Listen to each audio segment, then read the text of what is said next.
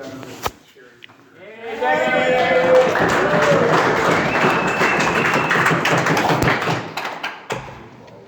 over here. Right there? Right over there. I'm Doug. I too am an alcoholic. Sometimes when I get nervous, I get a little cotton mouth. So I brought my large bottle of water tonight. I already drank half of it before the meeting and went and refilled it, so I'll probably have to pee in about 5 minutes. I still consider my home group Lana Club West Think Tank men's group that meets on Saturday morning at 10 a.m. at the Alana Club of San Jose, class of December 1990. I've been sober a long time. I didn't get struck wonderful when I got here. I didn't really clean up my motives until I had created a significant level of pain in my sober little life. The last 2 years of my drinking, I was arrested no less than 7 times. All but one of those arrests had to do with domestic violence. On my last arrest, I was charged with a violent felony. I was a scary guy when I was under the influence. With that felony arrest, I got to sit in county jail for 2 weeks before my mother could raise bail. And that was basically the first sober breath I had drawn in several decades. And I've got a magic ability to remember things differently. And over the course of that 2-week incarceration, I came to the conclusion just before I got out of jail that it was about 80% of the fault of the San Jose Police Department that I was there. And so I simply concluded that Dougie needed to learn how to drink differently. And that's the best plan that I could come up with. I tried the great experiment one more time, and over the course of about 3 weeks, I failed miserably. I don't remember my last drink. I've heard it said that it's important that you remember your last drink. Well, I didn't remember mine. I had to reconstruct it. I got an ambulance ride to the County Hospital Valley Medical Center in San Jose. In the wee hours of the morning, this mean lady doctor came to me and showed me some results of some tests they'd done, and she told me that I'd suffered from congestive heart failure. And she said the reason that I was having heart problems is because my liver function was so seriously compromised. I had gotten to the point where I was consuming at least a liter of vodka a day. And even at my size, that's a lot of poison to eliminate from your system. She let me dwell on that for a while. She showed me this paper ribbon that they had done, and my heart would beat really strong and then take a little break and then start beating again. And that scared the hell out of me. She let me chew on that for a few hours, and then she came back again, and this time she said she didn't mind so much that I was trying to kill myself, but she resented that I was doing so at county expense. And that really hurt my feelings. I don't think she really appreciated how sensitive I was. But she softened me up. Her next suggestion the next day was that I check into Detox, which conveniently was right across the street from the Valley Medical Center. And I thought, yeah, that's probably a good idea. I felt like I needed a little bit of a rest anyway. And my first great obsession in sobriety was around my other addiction to a drug called nicotine. I didn't have any cigarettes with me, and the only thing they had to smoke in Detox was this pipe tobacco that came in a tin, and you had to use these papers to roll it up, and this was not a skill set that I had acquired yet. So I was not one of my yets. So my mental obsession at that point turned to the fact that I still had nearly a full carton of cigarettes at home with Mama. So I put the great intellect of Doug Higgins to work on the problem, and every night about the time she'd get home from work, I'd call home, collect, and plead with her to bring those cigarettes down. Well, this was not Dougie's first trip to Detox, and I had a lot of priors of getting her to come down for one reason or another, and managed to talk her into taking me home. And she wasn't going to let it happen this time. Day 3, I called her again, collect, about the same time she got home, and when she refused, I just got absolutely furious. And I contemplated the fact that I still had $6 and change to my name. And I'm here to tell you that back in the day, that was enough to not only buy a full liter of Lucky vodka, but a pack of my own cigarettes, my favorite brand. And that night, something was different. I did something different. I went to the guy that was working behind the desk at Detox and explained to him my dilemma. And it was his suggestion that I go back to my room, I get on my knees, and I mumble some silly prayer. I gave that a great deal of thought before I took his advice, but came to the conclusion intellectually that I really had nothing to lose. So I took his suggestion and went back to my room. And for the longest time, I don't even remember what the prayer was, but I do remember that I slept really good that night. And in the morning, I don't know, I just woke up with a new feeling like I was right where I belonged and everything was going to be okay. About an hour later, one of my new friends in Detox, a 27-year-old by the name of Ed Baccaro, showed up at my room with 3 packs of my favorite brand. And I was sure there was a God. That was just amazing to me. I remember Ed's name because about a month later, Ed got a resentment and left the facility. And at the age of 27 years old, he drank under a bridge in San Jose and he bled to death through a hole in his stomach. Age 27. He's my everyday reminder that, it's not about what we did 3 days ago that's saving our life. It's about what we're doing today. This is a program of action, and my sobriety doesn't have a shelf life any more than Ed's did. Got out of Detox, went into a 30-day program, and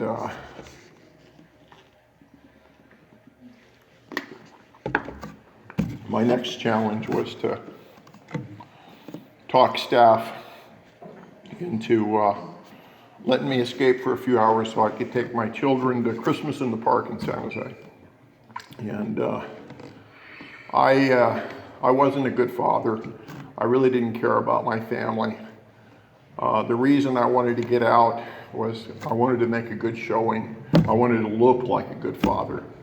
I was a compulsive liar for many years in the disease, and this is a skill set that I brought right into sobriety with me. Just because I got sober doesn't mean I stopped lying. I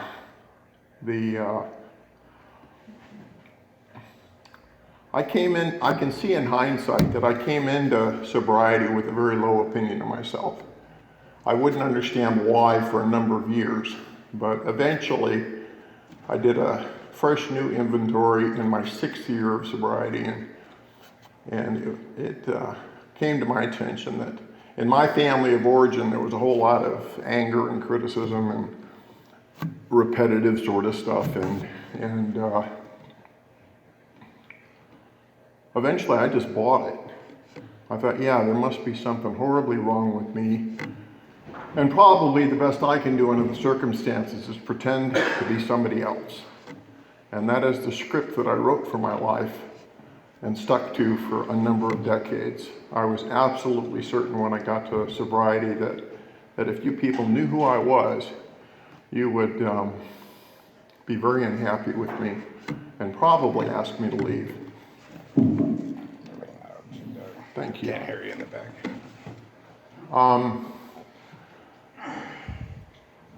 Your love and approval became my addiction.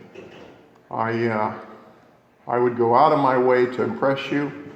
I read the book for all the wrong reasons. I memorized a bunch of stuff in our book so that I could pontificate about it at meetings. It wasn't until my 11th month of sobriety that I found good reason to get honest for a minute. I turned 40 years old. I remember coming out of the shower that morning and looking at myself in the mirror and recognizing that I just didn't look like that 24-year-old stud that lived up here in the entertainment center. And that was horribly depressing. And in that same depressive mood, I took stock of all the wonderful things I hadn't accomplished in life, and that just put me right on the fence again. But again, I did something different. Very uncharacteristic for me. I actually called my sponsor. What's more, I even went and saw my sponsor, and I shared with them that I really didn't have a clue about how to be sober and how to be comfortable at the same time. I think that's the first time that I bumped up against the truth in that first year of sobriety. And something magical happened. I felt better, and that came as a complete surprise to me. In hindsight, I look back on that and I can see clearly that what actually happened in that first 11 months is that I accidentally worked the whole first step. In the first place, I knew that if I had anything to drink anymore, I couldn't safely predict where my life was going to end up that night, probably back in jail. And in the second place, doing it Dougie's way was leaving me restless, irritable, and discontent. I didn't know how to manage my own life. Got a little bit of relief from that admission, and then I jumped back in the driver's seat. That's been my pattern throughout sobriety. I'll invest in the solution for a little bit, feel better, and say, okay, I could take it from here. Surrender is a reoccurring theme in my life. And my next great challenge was to try to feel better on a more permanent basis in sobriety. And I look back on it, and I know that long before I took my first drink, I had learned that people, places, and things can make Dougie feel better. And now that I could no longer drink, how you doing, Allison? You okay?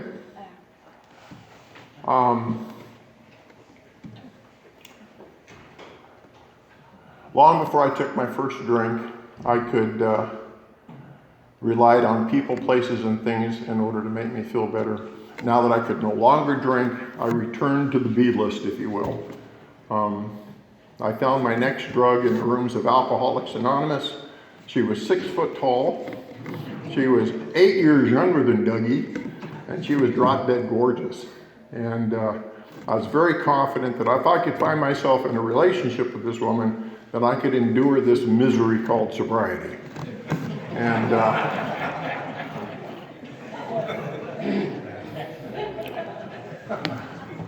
I was still living with my wife and children. That was just a minor complication to adjust to. And at 14 months of sobriety, I came up with some very plausible excuses to abandon my family and move in with the woman I met in Alcoholics Anonymous who understood me.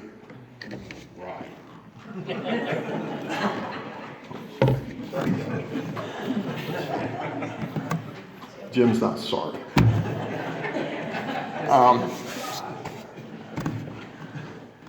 I brought the same guy that had a very low opinion of himself right into that relationship. I felt pretty secure in that relationship for about 3 months, and the sex was amazing. It was like a drug. We looked like Mr. and Mrs. AA together. We were a very striking couple, and we made some incredible appearances in the rooms of Alcoholics Anonymous. I'm reminded tonight that we frequently showed up 5 minutes after the meeting started so that we could strolling. We had it going on. She was an amazing woman. She was 31 as this relationship started.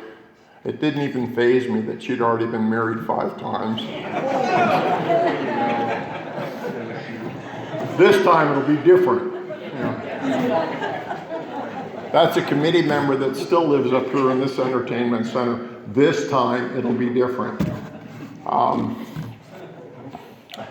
So I brought this very needy person into this relationship, but I had the look good part down pretty solid. And over the course of that next 2-year relationship, every so often I would feel very insecure, so I would get my clever little bag of tricks out and deliver some sort of manipulation, like tell her about the girl that flirted with me at the mall this afternoon and see if I could get a rise out of her. Whether it was negative or positive, it was both good. It told me that she still cared. And I didn't realize it at the time, but what I was doing, I was feeding the beast and exercising the muscle of selfishness and self-centeredness, which would come back to haunt me in a big way. I was 3.5 years sober. We'd been in this relationship for 2 years, and she kicked me to the curb for the 3rd time. I sort of got it that she was serious this time. I left our small studio apartment. I moved into a 13-foot, 35-year-old travel trailer and parked it on a vacant lot next to a buddy's house in downtown San Jose. And I wasn't working at the time, so that freed me up to think a lot. And the insanity became absolutely profound. I was sleeping every other night. When I could sleep, I'd get an hour, maybe 2 hours. And this woman had become the most powerful obsession in my entire life. I was convinced that, this is simply what a broken heart feels like. And I think a lot of people visit that sort of illusion. Today, after many years of recovery, I know that love doesn't hurt. I know that love is a choice I make. Love is about bringing something to the table. What I was suffering from was yet another form of addiction. I wouldn't really come to terms with that addiction until I was 13 years without alcohol. It's an addiction I had to revisit time and again. 60 days after I moved out, I was ready to put the gun in my mouth. It's amazing to me that I didn't think about drinking. Something had gotten to me in Alcoholics Anonymous meetings. I also remember hearing in some meeting that under circumstances like this, it might be a good idea to go find a new guy to work with. And I was becoming painfully aware of the fact that this is where my problem was. There was nothing I could do to think about something else. 90% of my day was about figuring out how to get back with her, literally.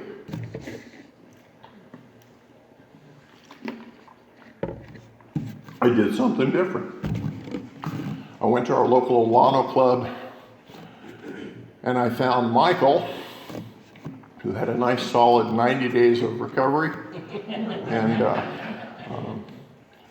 I asked him some questions and tried very hard to stay in the here and now and actively listen to his answers.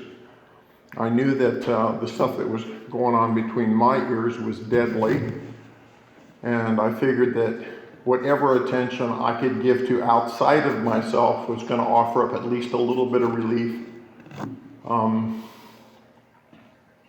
I took action. I did something I didn't want to do. And a few weeks after that first conversation with Michael, I shared with him that I was actually thinking about taking my own life. I felt really comfortable with him. And that is when the hand of my higher power stepped in. And Michael said, well, Doug, if you go off and you do this thing, can you really be sure that what's on the other side of that isn't even worse than what you're feeling now? I was stuck.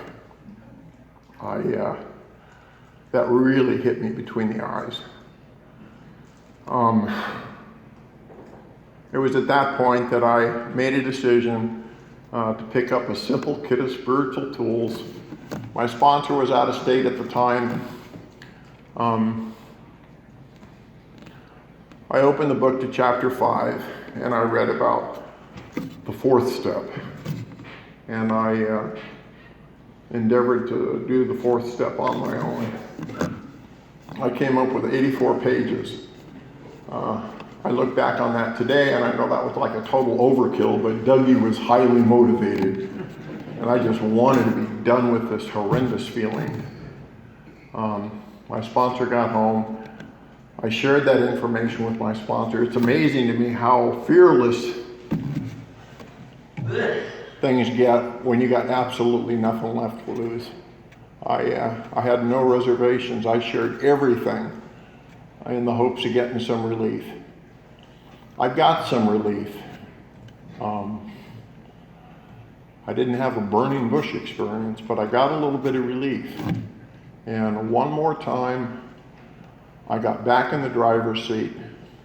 I did not continue on to step 6 and 7 for a few more years.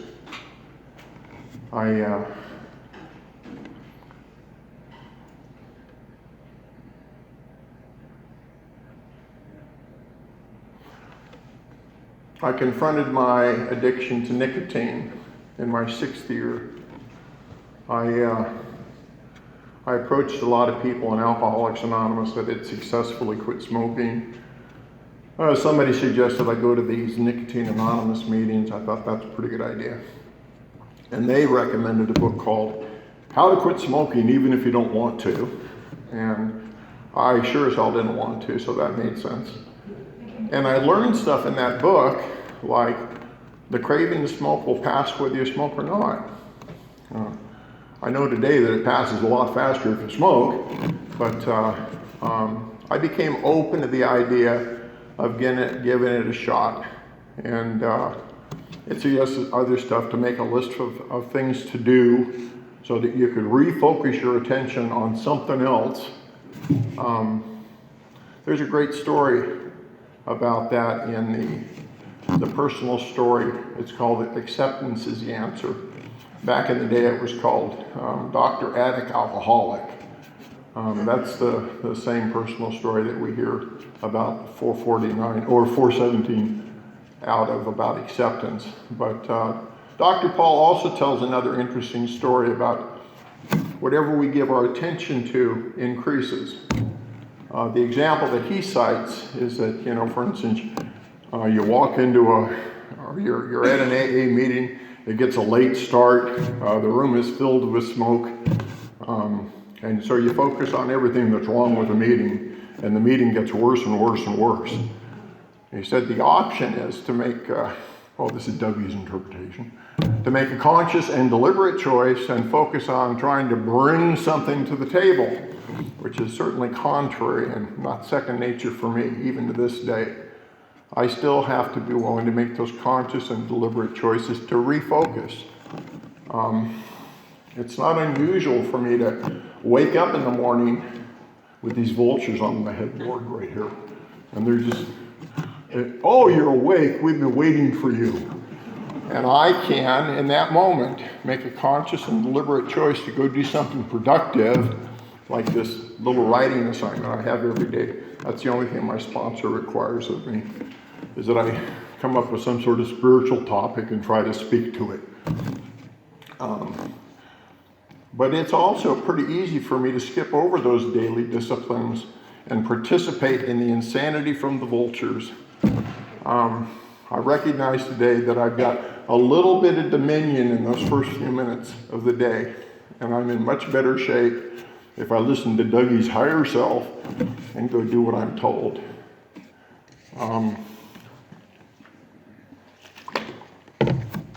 Anyway, my quit smoking date is rapidly approaching. I go to a garage sale and I find a box of parts. The seller insists that this is a Honda generator. And I thought, well, I'm going to go camping for my first weekend without a cigarette because that'll put me about 30 miles away from the nearest cigarette machine. And when I want to think about smoking, I'll go give my attention to putting this box of parts together. So that's one of the things I did. I managed to get through those first couple of days without a cigarette. And 2 weeks after I had my last cigarette, I had my oldest son for a visit. In the absence of my drug nicotine, I was feeling everything much better. I was particularly angry. It was really easy to piss Dougie off in the absence of my drug nicotine. And that weekend, I really, really lost it with my son. And I've been going to meetings long enough to know that I owed the boy serious amends, and I just never got around to it. And I took him home after that weekend, and 4 days later, Jeremy disappeared. And so this thing about what I should have done is just eaten my lunch. And a day passes, a couple of days pass, a week passes, and Jeremy's still missing. San Jose Police Department calls him a runaway, and that just does not sit well with me. And I keep replaying and replaying that moment when I really lost it with him that weekend. And this shit is just eating my lunch. Made another one of those uncharacteristic choices, picked up the phone, called my sponsor, went to my sponsor's house, and John had me do a brand new 4-step inventory. And one of the things I got to identify in that particular inventory was the fact that the women in my life had always been much more important to me than my own family. Plus, I pulled all that other stuff out of the bag that we tend to collect in between inventories from the last 2.5 years since that first real deal inventory. And then as I shared this information with my sponsor in step 5, he helped me identify the character defects that were involved in my choices. And we took that information into step 6. This is Dougie's first exposure to step 6 at 6 years sober. I'm a bit of a slowpoke. He had me return to step 4 in the 12 and 12, where we got this list called the 7 deadly sins. And he had me look up the meaning of all those words. I still remember what pride says. An inordinately high opinion of oneself. And that was me. I also got to explore what the meanings of words like lust means, and gluttony, and anger, and fear. And the other ones are escaping me at the moment. Thank you. I was going to get to that. But once I understood what those words meant, then I was to ask myself 2 different questions about each one of those character defects. Like, what did my anger make me do that I didn't want to do? What did my anger keep me from doing that I should have done? My sponsor's instruction was for me to write a full page in response to those questions. I still hate writing. But something magical happened in that process. Something magical always happens for me as I begin, as I do it differently, as I start my morning journal entry. Stuff is revealed. Stuff makes a connection. It goes from here to here. And in that step 6 exercise, I finally got it that if I kept doing the shit I was doing, I was going to keep feeling like a piece of junk. I connected the dots. Once I could see that clearly, it made good sense for me to start doing things differently. Step 7. I did something that I had dreaded for years. I started making child support payments. That brought up a lot of financial insecurity for me. I like seeing those digits in my checking account. I don't like to see the dip that they take after that child support check clears. That just leaves me feeling really scared. But I realized then that there was a part of that 4th step where we inventory our fears, where I had overlooked something. And we got some amazing tools on page 68.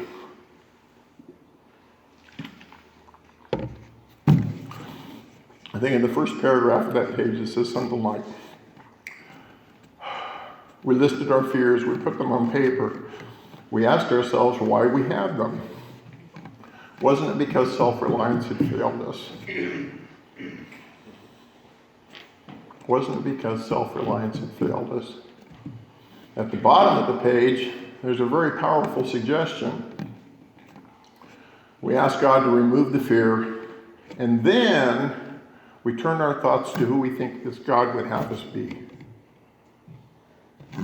That means another action step for Dougie. This is a program of action. I don't think God keeps me sober.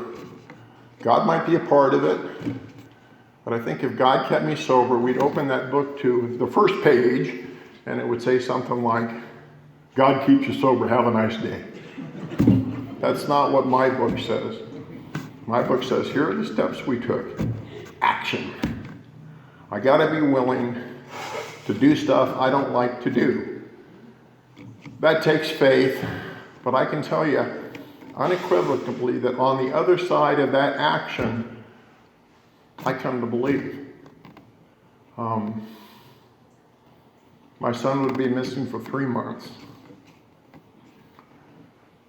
His remains were discovered in a place called Santa Teresa County Park. About a 15-minute walk from home.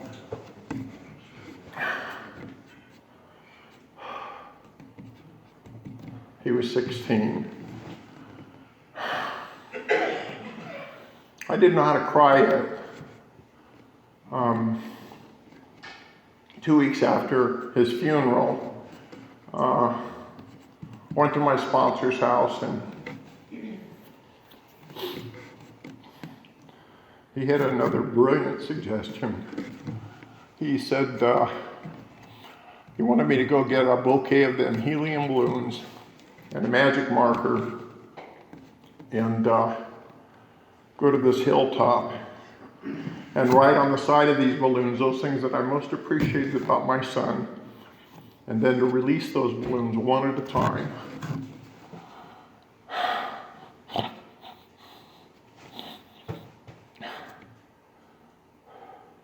I had to set aside a lot of pride and ego to get to that first balloon. And as I released it, I didn't cry. But the second balloon, a little tear came out. And with the third and fourth balloon, I was crying pretty briskly. And by the time I got to that 10th balloon, I was crying uncontrollably. I learned how to cry in Alcoholics Anonymous as a direct result of exercising the principles that I learned in the 12 steps. And after that most violent cry, I got to experience this incredible peace and tranquility that was just absolutely unimaginable. And I know today that that is a direct result of setting aside Dougie's pride and ego.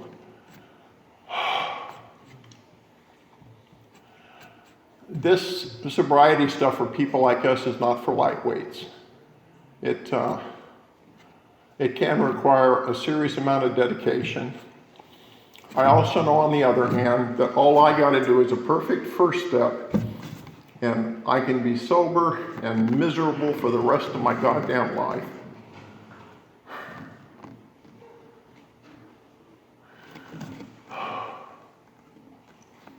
in my 9th year, I met a woman in Alcoholics Anonymous. She was 3 days sober when I took her to breakfast. I knew better. PJ was beautiful. It took me about 3 months to talk her into the sack.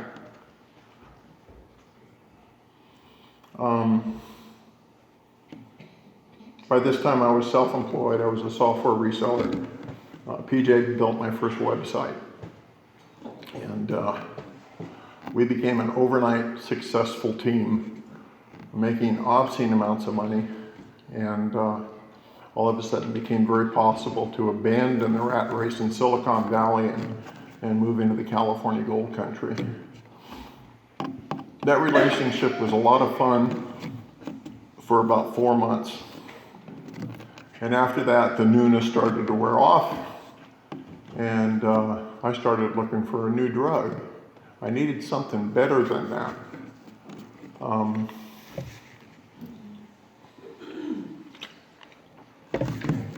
We stayed together for 3 years.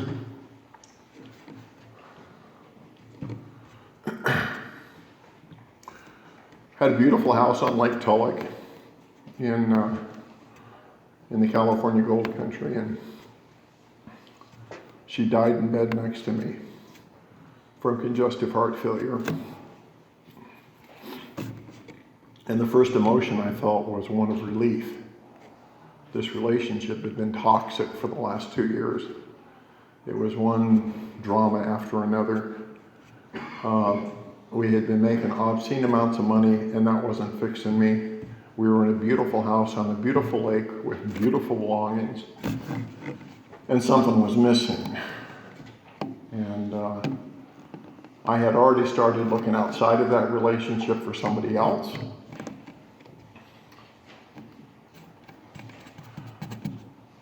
It took me 3 weeks to line up my next girlfriend after PJ died.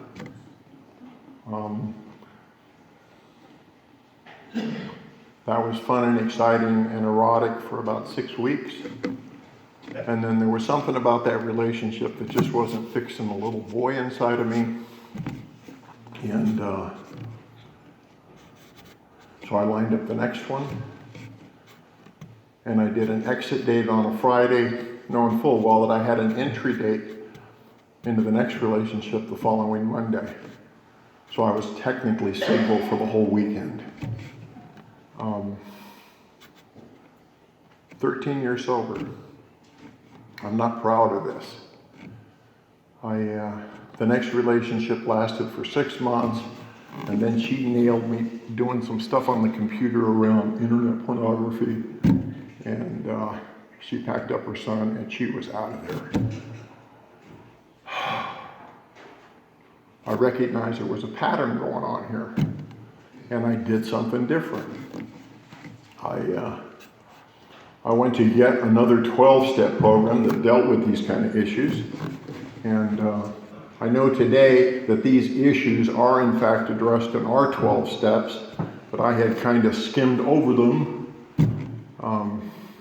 The longer I stay sober, the more seriously I take the content of that book. In my early years, I thought Bill was just a flowerful writer. Holy moly! Today, the more I read it, the more I am inclined to believe that this is a divinely inspired literature. It's written just for me. I entered this 12-step program and hung around for a few months, and eventually came to the conclusion that it might be a good idea for Dougie to be single for a minute. And that was a hard decision to make. A new form of abstinence. Got a new sponsor. He had me write some amends letters to these ladies that I had seriously hurt. And never been very good at personal amends. It's a lot easier to make financial amends. But personal amends is a whole different story, and I knew that I was, being the creative genius that I am, I could take any information and inside of less than half a page make it your fault. And I shared that with my sponsor, and he said, well, that's fine, just do a written amends. I wrote both of these ladies letters and sat down with my sponsor a couple of times. One of those letters went through 3 revisions before I could get my shit out of there. That's how creative and out of control this insanity is. That's a good example of why Dougie needs a sponsor. I delivered those letters. I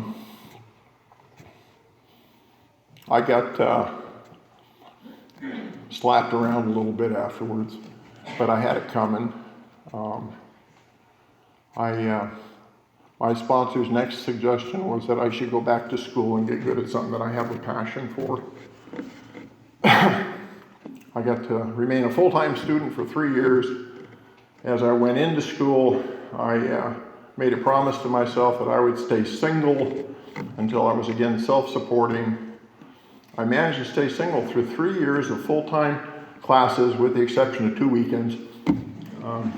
That's amazing for somebody like me. I got through those classes.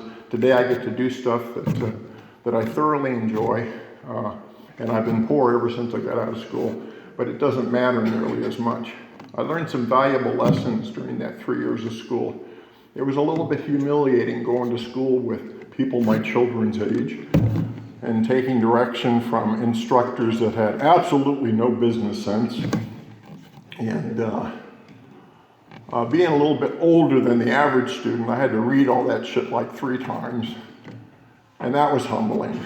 And just taking a mere 12 units was indeed a full-time job for Dougie, but I did it. And since then, I've discovered that I've actually got a little bit of a talent for what I like to do. That talent got me out of bed this morning at 6 a.m. and on my motorcycle with a bunch of cameras and a tripod, headed to quartzsite. I got down there, got to shoot some stuff for a new client. On my way back, I shot some more stuff at the La Paz County Fairgrounds. And as I came back into town, I'm gonna have to pee soon. As I came back into town, I didn't have time to stop and shower and shave and blow dry my hair so I could, where's Cindy? So I could show off Cindy's great haircut. Because of another character defect of mine, I had to get over to our house on account of Char always brings those cookies or something, and so it's really Char's fault that my hair is all screwed up and I'm unshaven. Anyway, I'm really grateful to be in Lake Havasu City talking to all you fine people. I really appreciate you coming down. Thank you.